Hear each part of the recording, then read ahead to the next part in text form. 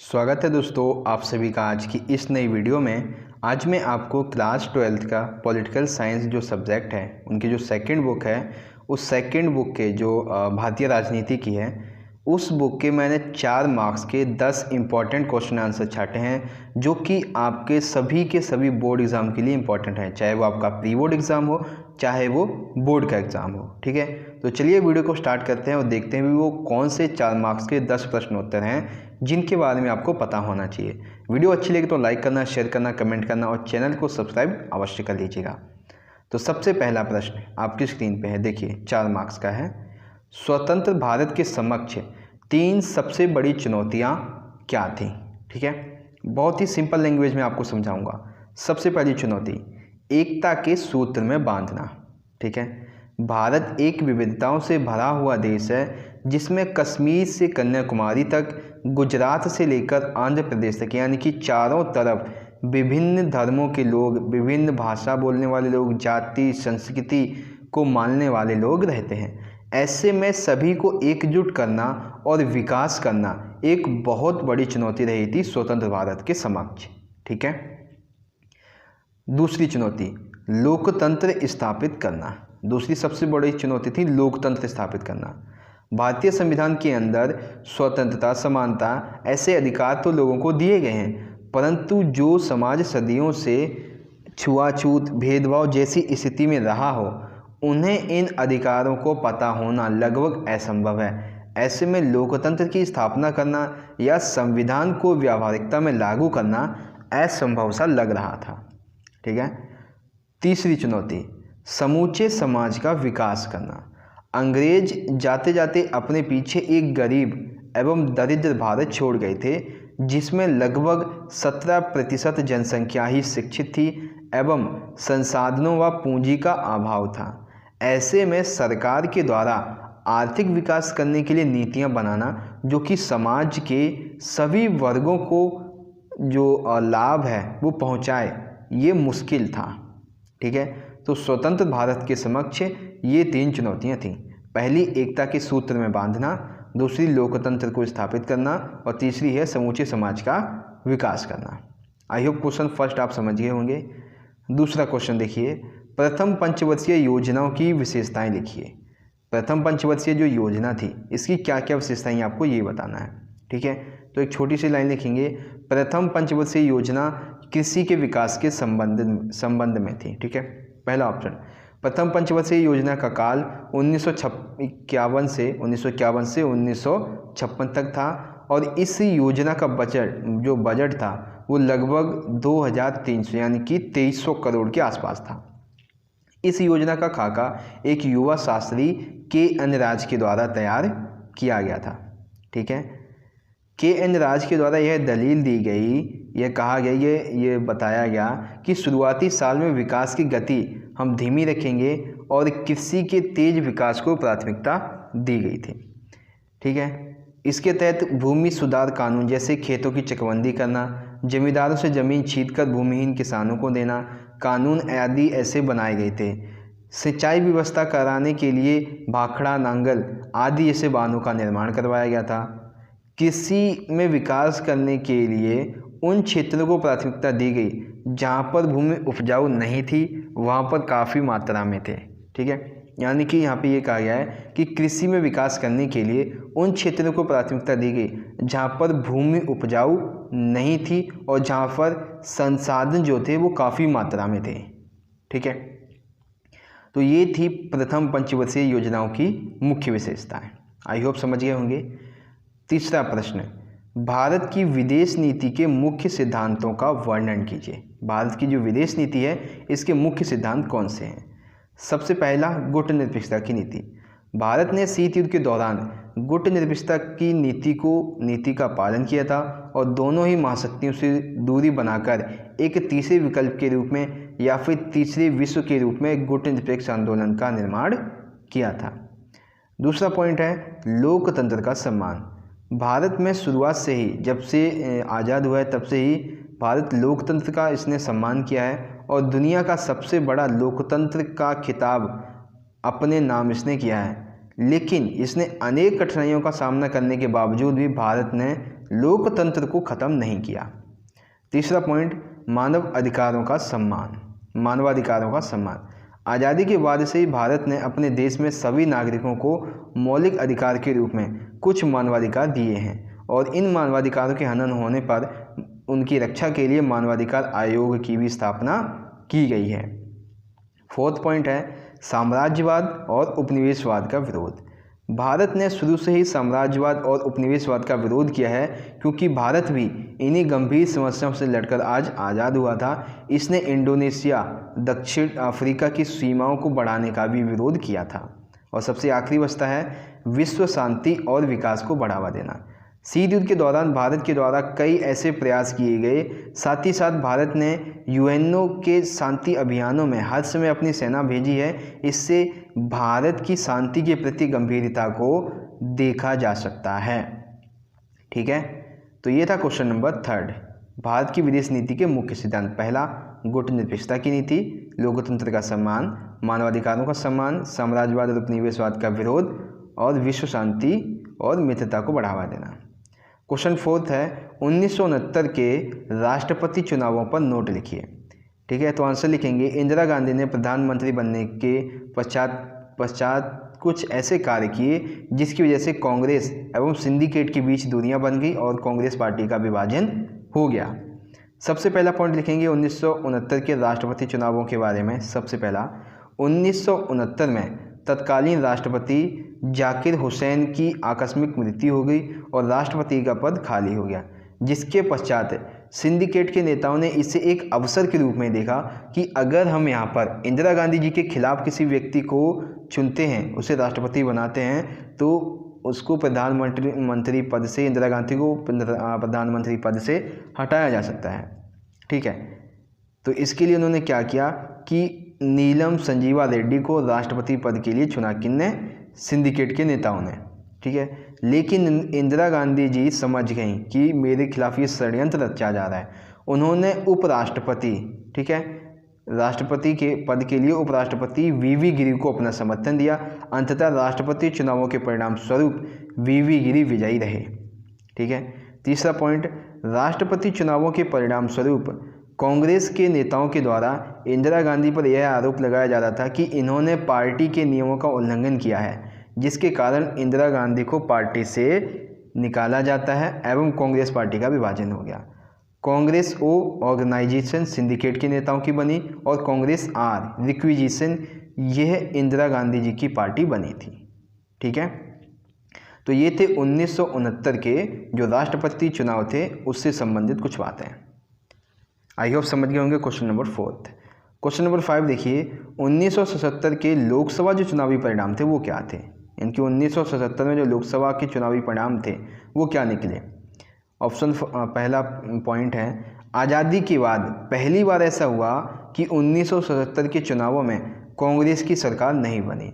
कांग्रेस को लगभग 200 सीटों का नुकसान हुआ और इसे केवल 154 ही सीटें मिली और मात्र 35% इसे वोट प्राप्त हुए।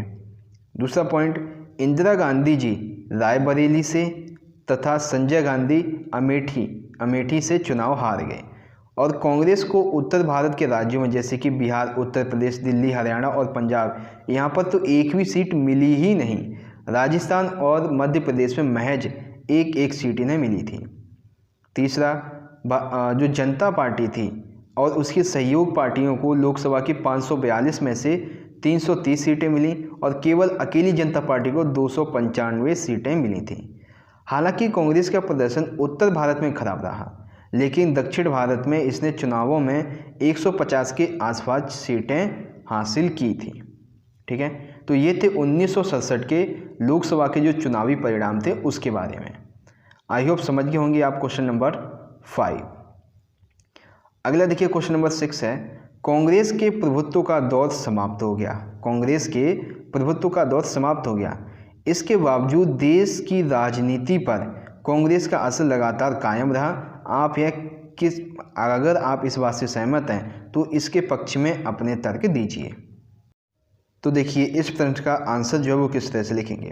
पहला पॉइंट है 1989 के चुनावों में कांग्रेस पार्टी की हार हुई थी, लेकिन इसका मतलब ये नहीं है कि किसी दूसरी पार्टी को इस चुनाव में बहुमत मिली ही नहीं। कांग्रेस अब भी लोकसभा में सबसे बड़ी पार्टी थी, लेकिन बहुमत न होने के कारण उसे विपक्ष में बैठने का उसने फैसला किया था। दूसरा पॉइंट, कांग्रेस ने अपनी स्थिति को मजबूत करने की दिशा में कदम उठाते हुए 1991 के मध्यावधि चुनाव में फिर से सत्ता हासिल की। इसने संयुक्त मोर्चा की सरकार को भी समर्थन किया था। 1996 में वाम मोर्चा ने गैर कांग्रेसी सरकार को अपना समर्थन जारी रखा, लेकिन संयुक्त मोर्चा की सरकार ने कांग्रेस पार्टी को समर्थन दिया था। ठीक है। फिर वहीं 1960 के दशक में विभिन्न समूहों जैसे कांग्रेस पार्टी से अलग होने लगे थे, मतलब कांग्रेस पार्टी जो थी वो उसमें फूट पड़ने लगी थी। उन्होंने अपनी खुद की एक नई पार्टी बना ली। इसके परिणाम स्वरूप कांग्रेस पार्टी निसंदेह कमज़ोर होती चली गई, लेकिन कोई भी दूसरी पार्टी इस तरह से उभर कर सामने नहीं आई जो कि कांग्रेस के विपक्ष में एक दूसरे विकल्प के रूप में उभर सके। ठीक है, तो ये था आपका क्वेश्चन नंबर 6, जिसका आंसर आप इस तरह से लिखेंगे। सारे पॉइंट आप नोट डाउन कर सकते हैं।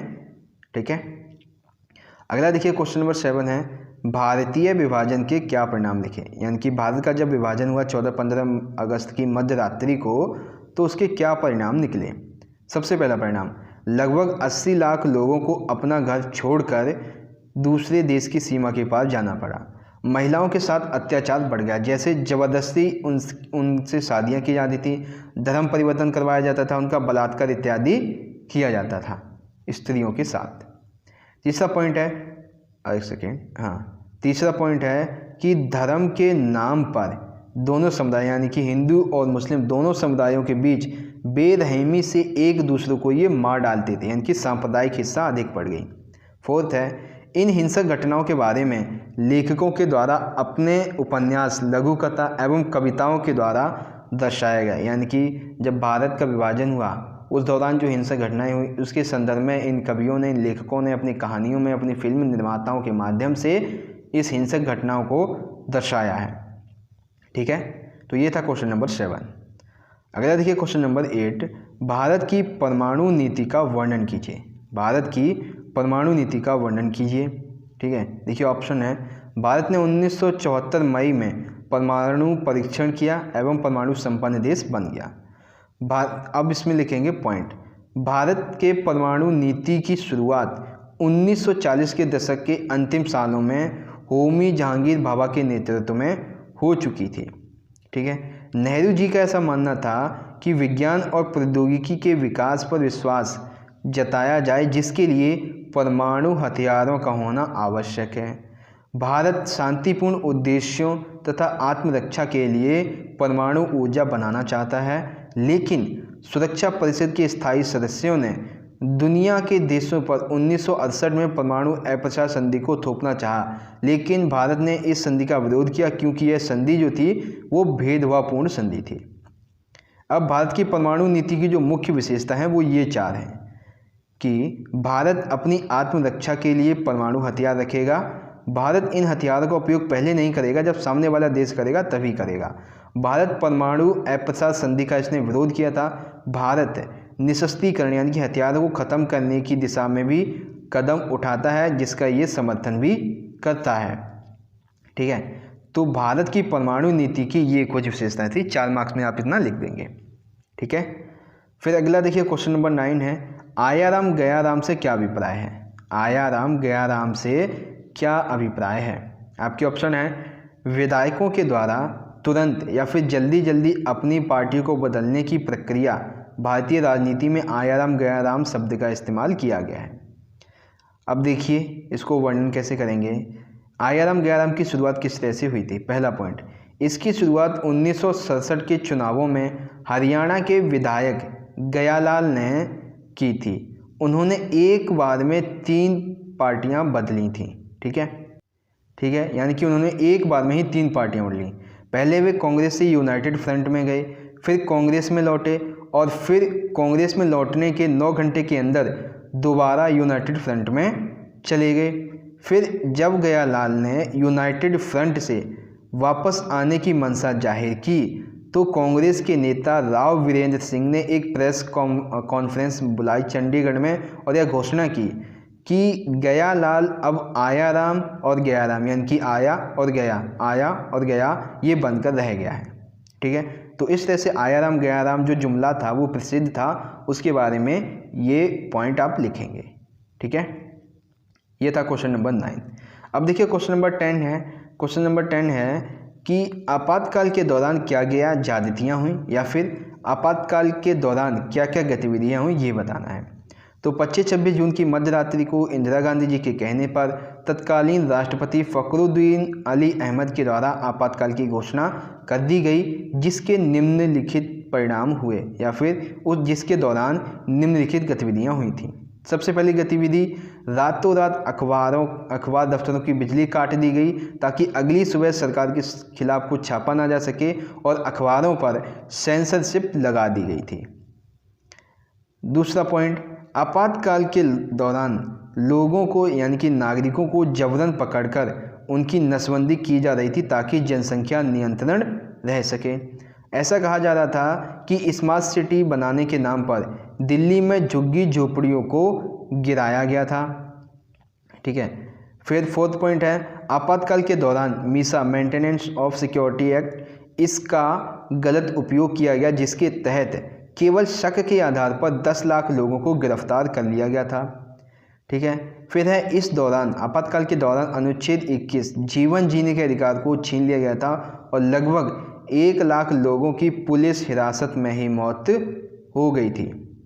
ठीक है, छठा पॉइंट है, सरकार के द्वारा रातों रात निवारक नज़रबंदी के तहत केवल शक के आधार पर नेताओं की गिरफ्तारी कर ली गई, जैसे मोरारजी देसाई, जेपी नारायण आदि।